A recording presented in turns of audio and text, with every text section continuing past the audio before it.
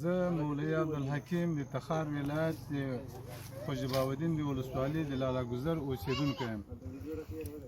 موږ په سنه 1415 کې د الحاج وکیل دراني خان په وکالت سره دې وطن ته راغلي وو او د یو فرمان په اساس باندې 2350 جریبه مځکه راکړل شوې ده او تقریبا 100 کوره جای په جای شوي په لالا ګذر کلي کې.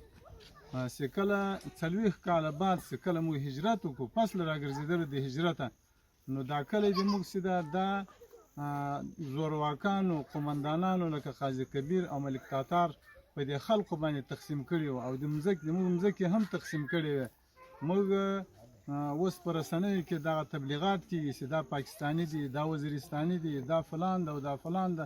دا هیڅ اساس نه لري. موږ د دې وطن باشندگان یو، موږ د دې وطن اوسېدونکي یو، په قوم اندړ یو، دې وطن ته موږ راغلي یو. موږ د پلرو د نیکګانو تذکرې لرو، د داود زمانې تذکرې لرو. دا خبرې بالکل غلطې دي چې دا د وطن نه دي، کوچیان دي فلان ده.